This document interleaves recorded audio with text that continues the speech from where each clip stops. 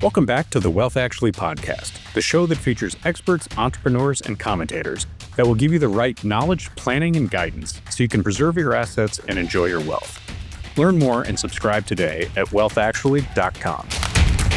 This podcast is for educational and entertainment purposes. It is neither investment, legal, nor tax advice. It does not represent the opinions of the employers of the host or guest. Welcome back to the Wealth Actually podcast. I'm Fraser Rice. We're going to be talking about United States energy policy. I have on Anna Kramer, who's a reporter for NOTUS, who's done a series of stories on the topic. We're going to talk about chaotic policy at the federal level and beyond that's caused issues with it, increased cost overruns, and the merger with increased energy demand in this country. Enjoy. Welcome aboard, Anna. Thanks for having me. Really psyched. Went through a bunch of your articles covering the power industry and energy generation and a lot of things that are happening federally, state level, and it's going to be a lot to get our arms around, but you were the person to do it. So just generally speaking, we're at a point in time with energy and transition that policy is moving. Maybe take us through a little bit about the goals and the problem we face. Yeah, definitely. So there are sort of two, I would say, competing problems right now. The first one is load growth, which means basically more demand on the electricity grid. And that is something that we haven't seen in this country in decades. So for really around 2000 up until maybe a couple of years ago, energy demand on the grid has been fairly constant or even declining slightly. And the reason for that is that everything has become more efficient.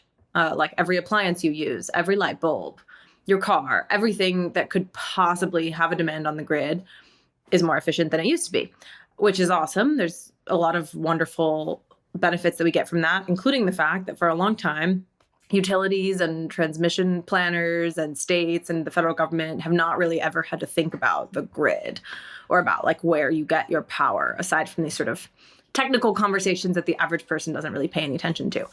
That has really started to change as of the last few years. There's a large number of reasons for that. But basically, for the first time in decades, we have really significant demand expected on the grid, and it's expected to grow over the next several decades. The reasons for that are widespread and hotly debated. A lot of people talk about data centers and artificial intelligence, which require huge amounts of energy to power the data centers that are used for AI.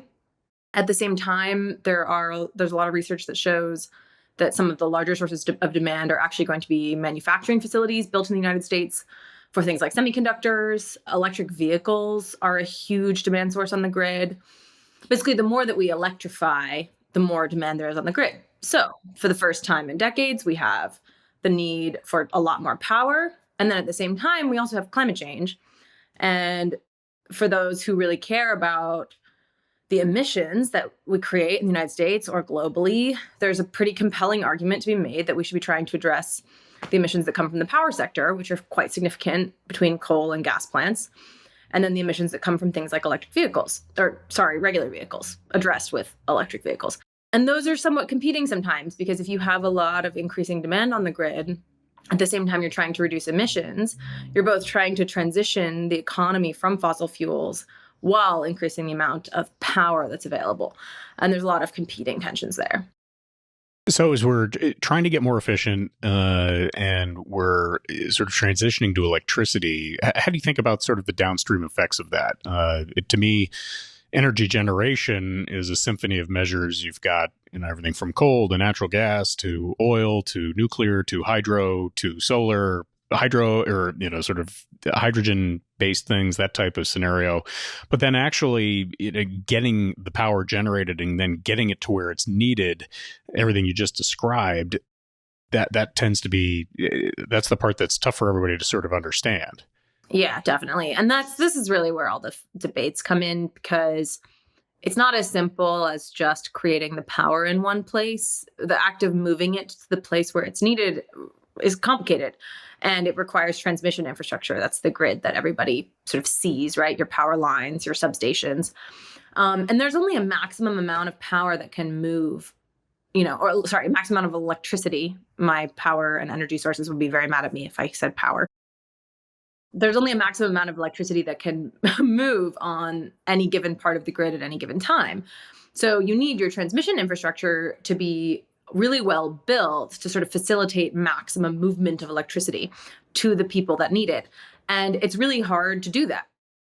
And our transmission infrastructure system in the United States is not terribly well built. It's quite old, it's aging, it hasn't been well maintained. There are some incredible technologies that can be applied to transmission infrastructure to make it better and to make basically one line have the ability to carry a lot more electricity than it does currently. There's a lot of politics around who has to pay for that.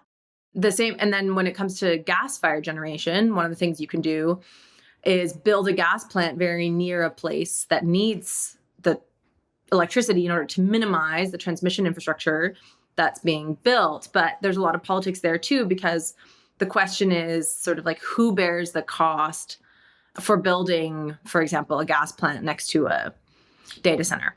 And, how, if a gas plant isn't going to contribute to the transmission network, should they have to avoid the costs that somebody would normally have to pay in to maintain it? There's so many complicated political questions involved in all of this. And there's so many fights about who pays for what. And at the end of the day, the average electricity consumer doesn't know any of this is happening and doesn't want higher electricity bills. But we're now in a situation, politically and practically speaking, where everyone has to understand how electricity moves around, and everyone's going to have to reckon with higher bills if we're trying to meet all this new demand. So let's take as a given, which it isn't a given, but let's take it that the costs could be figured out and we print lots of money and do all that stuff. Where does the world of nimbyism kick in here, where people say, I don't want the power line to go through my backyard, or I'm worried about the externalities of a power generation plant within 5 miles of my house because I don't want to breathe difficult air, or, radioactivity is a problem, that type of thing? It's probably the single greatest problem getting in the way of all of this.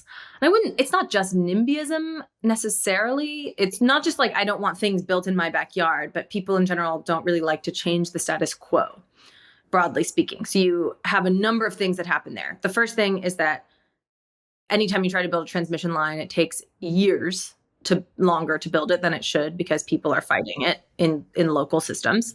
The same thing goes for a gas plant. The same thing goes for wind turbines. The same thing goes for a coal plant that, might need upgrades. And instead, the local community wants that coal plant to close because of air pollution issues. But it's even broader than that. So one of the stories that I wrote recently was about a solar farm that was going to be built in somebody's backyard. Basically, they have a large farm. They were going to cover a lot of the land with solar panels because the farm isn't financially sustainable and the solar panels were going to help.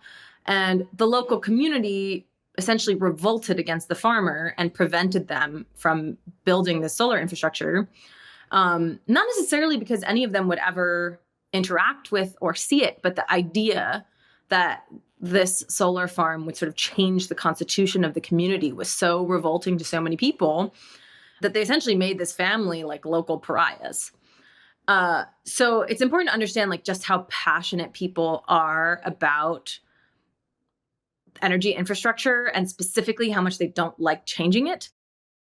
And that has so many weird political ripple effects. And you see, members of Congress coming out against a plan that would make a lot of sense to lower electricity bills in their district because of the fact that that plan will upset a local community in the process. It's such an incredibly huge problem. And I'm sure we're going to talk about this more, but there are also a lot of federal, state, and local rules and regulations that enable communities to really prevent anything new from being built. And it's really important to understand just how big of a problem those rules and regulations can be. Well, you combine federalism with sort of consensus-based decision making, and you can turn something that shouldn't take much thought into a multi-decade process. So we'll talk about that in a second. But one of the problems I think that's interesting is sort of in terms of understanding what is important about energy policy is sort of the physics of it in many ways, and having a reliable source of energy that has the capacity and the resources to support it. Maybe talk a little bit about that. I mean, it goes to, the idea of, if we like the idea of climate change, addressing that, and incorporating other types of energy, but then it's not there for you when you need it, that's a problem. Huge problem. Yeah. So basically, we all take for granted that our electricity system in the United States just kind of works. There's no, we're not experiencing regular blackouts. That is because there is enough power being generated of different types all the time to maintain this like extremely complicated system, where I'm not going to like get too far into the physics of it, but basically the voltages really matter, and the amount of baseload electricity that sort of keeps the grid moving really matters. And you need to be able to control precisely how much electricity is moving through the system in different places. And there are parts of the system that are extremely sensitive. And if you don't have like sort of perfect control of how much is being pulled off and put on the grid at the same time, you get this risk of blackout or grid collapse. It's way more complicated than that at the end of the day. But the reality is that our grid system works very well, in part because we have sources of energy that you can call upon in times of crisis, especially, and those sources of energy tend to be fossil fuels. So that's coal and natural gas for the most part. And they're really critically important for those moments where like suddenly you have a huge amount of demand on the grid and you need to meet it, or else what's being sucked off of it is going to just cause the whole thing to collapse, right? And they're also important for maintaining this sort of base load power. One of the other things that works here is nuclear power, which is like utterly critical for this base load element, where you basically have some guaranteed amount always flowing into the grid at a certain time. Nuclear provides that sort of certainty in a way that literally no other resource can. Nuclear is not so great for the other side of the coin when you have something where you really need an extra amount of electricity pulled onto the grid sort of at the last minute in order to prevent collapse because of increasing demand. That's the kind of situation where natural gas-fired power plants tend to be extremely helpful because you can just burn more gas. So the fossil fuels and the nuclear tend to be really, really valuable baseload power, and they're really, really critical for making the grid function.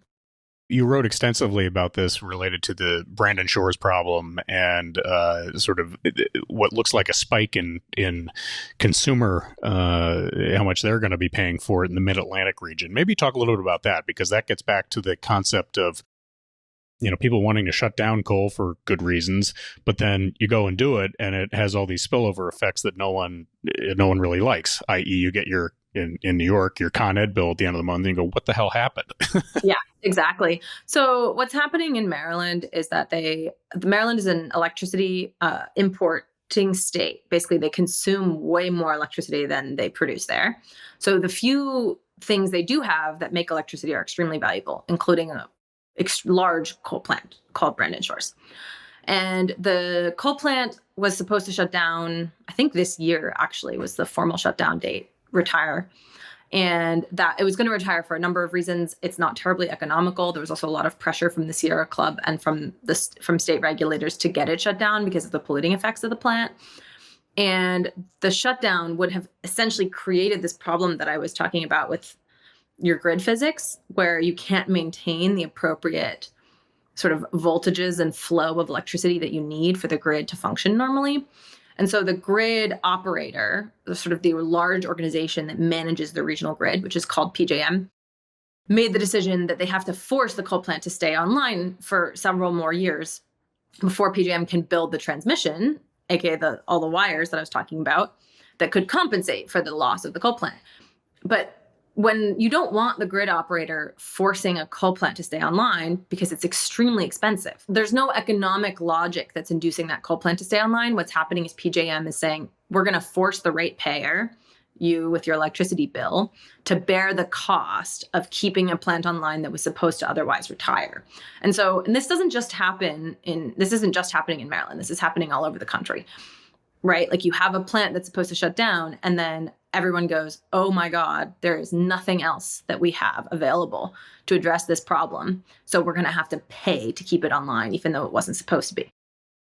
So there's huge problems here. In Maryland, it's really complicated. One of the things that's happened is that over the course of the last year, since I've written about this, PJM and then FERC, which is the federal independent agency that regulates utilities and power in the United States, have sort of come to the conclusion that the way that was handled with this particular coal plant probably could have been done a little bit better and lowered costs a little bit more. You're like, great, thanks. Yeah. Unfortunately, what's happening now is ratepayers in Maryland are going to see enormous increases on their utility bills this year.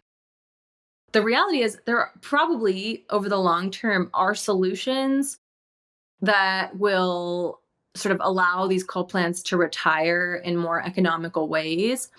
But because of this problem I was talking about earlier, where it's really hard to build new things now and really hard to change things, those solutions are sort of stuck, which leaves us in a really weird, kind of terrible place right now, where like keeping coal plants online is kind of the only option in large parts of the United States, because the other options are too hard and too expensive and too politically complicated to get done in the timeline that we need. I mean, one of the things, so I think we can all agree the grid needs to be upgraded. I don't think anybody would contradict that statement. We could use lots of different types of power generation, whether it's nuclear or solar or wind or whatever, which have their own expenses and issues. Why is this so hard?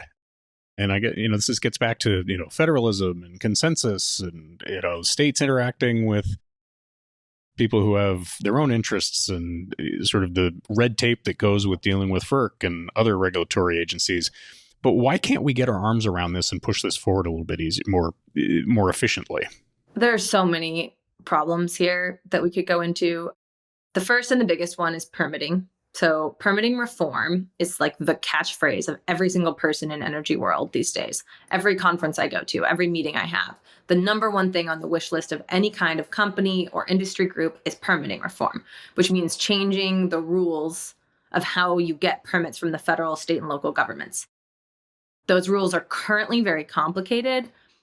They extend from environmental legislation, environmental laws that were passed in the 70s to try to reduce serious pollution effects, try to protect endangered species, that kind of thing. Some of the laws here that we're talking about are NEPA, which is the Environmental Protection Law. We've got the Endangered Species Act. There's historic buildings conservation, tons of different kinds of laws that require all these different permitting processes that are really long and complicated. If any company in industry could have one thing fixed, it would be permitting issues. That is insanely politically difficult. We are just not at a place where Congress is prepared to reach the kind of compromise that they need to fix these laws. It's basically like a toxic, horrible mess in Congress. Anytime anyone talks about it, everyone says they want to do it, but the reality is no expert expects to see anything significant with permitting reform, at least in the next year, maybe longer. Congress is not really capable of that kind of compromise anymore. Unfortunately, if it were to happen, a couple of folks have said to me maybe next year when they have to do reauthorization of the bill that will sort of manage the federal highway system, that's like a must-pass bill. So maybe there's a way to, and there are folks involved in that legislation that are the kinds of folks more inclined to compromise. So if there's a chance, that's when it would happen. I'm not optimistic after all of the reporting and conversations I've had over the course of the last year that we'll see that transformation. It doesn't seem that likely to me, despite the fact that it is like the number one desire of almost everyone who works in or around energy. So maybe we'll do one more besides permitting. I'm sure there's a long list, but what else is there that's causing the roadblock here? So we have interconnection queue problems. And the interconnection queue is the line that power companies get into to get permission from the grid to move, to build a new generation facility and connect it to the grid. The reason it's called the interconnection queue is that tying something to the grid is a complicated physics problem. Basically, and you have these grid operators need to very carefully do the assessment of what it's going to cost to bring something onto the grid and whether it's going to overwhelm that really complicated system that we've been talking about. And what has happened, and this is largely the fault of renewable energy, whether this is a good or bad thing is kind of a personal assessment, but there's so much demand for new sources of renewable energy, and it's so easy to build some of it, especially solar and wind. And the projects are on average much smaller than your average gas, coal, or nuclear plant, that suddenly you have thousands of projects applying to interconnect to the grid across the country all at the same time. Up until now, that has never happened before. Up until the last few years, it's like a couple of gas plants would try to get online in one place in 1 year. It's not that hard for a grid operator to sort of do the math and figure out what it costs and whether they can connect. Now you have thousands and thousands of generation facilities applying to get onto the grid at the same time across the country. And you have no idea if any given project is actually going to be able to break ground quickly, be built, and get online if they get their application approved. So all the grid operators across the country are extremely overwhelmed and really struggling to process the applications to interconnect from all these different generation facilities. And so suddenly you have this like huge quagmire that nobody can resolve. It's like a massive tangled knot that has essentially stopped approvals for a large number of new energy generation projects. And the grid operators are trying to come up with solutions, as is FERC. There are different things that can be done to try to expedite this. There's a lot of pressure to expedite it now and to come up with some solutions. But the reality is that interconnection is now such a huge barrier to entry, and it's not something that has gotten better yet. Oh, crazy. So we have a new president who, in theory, is taking a chainsaw to bureaucracy and supposedly wants to have an energy dominant policy where the U.S. is, I guess, not only a net exporter where possible, but so self-reliant that everything kind of works as well as possible. But that's not necessarily the way the energy industry is seeing it. And the DOGE efforts are a little bit at cross purposes. Maybe explain that a little bit. The president says he has an energy dominance agenda, and the way he defines that is he's basically going to do everything in his power to increase our energy production and export in this country. If you were to actually do that in a sort of logical way, there are a number of things that you would do, which involve some efforts on permitting reform. It involves speeding up the processing of permits. You would support really every single kind of innovative energy technology. You would support the production of basically every new source of energy. Something a lot of Republicans like to say is an all of the above energy agenda is what they have, meaning they support everything without discrimination. None of those things are actually happening, despite the fact that the administration says that's what they're doing. The oil and gas industry was a huge donor to the Trump campaign because they assumed that this energy dominance agenda was going to benefit them enormously. Even folks in that industry are quite disappointed with where things stand right now. Not everyone, this is not an across the board assessment, but everybody that I talked to in my reporting has a lot of disappointment. I had somebody who's a huge Republican reform advocate for the energy industry say to me that the delta between what was expected and what's happening is so much larger than he ever could have predicted. He said this to me yesterday because folks are really, really disappointed about what's been happening. So I'll give you a list of some of the problems here. The biggest one now is the tariff and trade situation. Basically, the size and scale of the types of tariffs that Trump has implemented or has threatened to implement are disastrous for anyone that produces anything, and that includes energy. The costs for oil and gas drilling, the cost to build batteries and solar plants, the cost to build manufacturing facilities, anything that you need to make energy in this country is way more expensive than it was before. That's very counterproductive to any kind of energy dominance. It's a huge problem. Also, if tariffs do shrink the economy in any way or lower consumption or demand, that's a huge problem for the oil and gas industry. They can't drill more or justify drilling more oil or gas if there's no increased demand, right? One of the things that always happens when the economy shrinks is that oil prices plummet because there's less demand. And that's something that we're already seeing. That's now the biggest problem. Before this happened, DOGE was the biggest problem because what's been happening is that the cuts being implemented by Musk's DOGE project, whether it's to staffers, to rules and regulations, to offices and facilities, are being done without very careful policy prioritization. So there are very talented federal government workers, or not so talented government workers, who do tasks that are essential for things to function, especially they produce permits, which we've been talking about are very slow and complicated and a problem for folks. If you fire the people who work on permits, it takes longer than it already does to get a permit done. And if you fire the people who are really good at working on the permits, it exposes those permits to more litigation later, which also slows projects down. The same thing goes for like the folks who inspect like a oil and gas rig, or somebody who makes sure a pipeline isn't leaking, or somebody who inspects a transmission line. But you need those federal workers in order for all these companies to sort of be in compliance with the law. And if they're not in compliance, then they're exposed to litigation, they're exposed to lawsuits, which slow things down. And so all the cuts that are happening across government, because they're not very carefully tailored to policy priorities, are really hurting the administration's agenda, unfortunately. What is the way forward on this? I mean, it looks like Trump's been able to accept doing about faces every other day on lots of different things. Are we too far gone, or is this something that can be remedied? It really depends. I think theoretically, yeah, the administration could do a number of things to try to remedy this. There are certain things that are really, unfortunately, kind of difficult to fix at this point, especially when it comes to government workers. If you wage such a campaign of war against government officials, if you make them feel as if their jobs are not important and they're not wanted in government, the reality is, why would the most talented people ever take a job in government? This is the question that people ask me every day. The way that the administration has gone about this is really a problem when it comes to ensuring that you have the staff who can do the work that needs to be done. Because even if you were to try to rehire or hire for very specific issues and hire the best people who work on those most specific things, why would the best people take those jobs, right?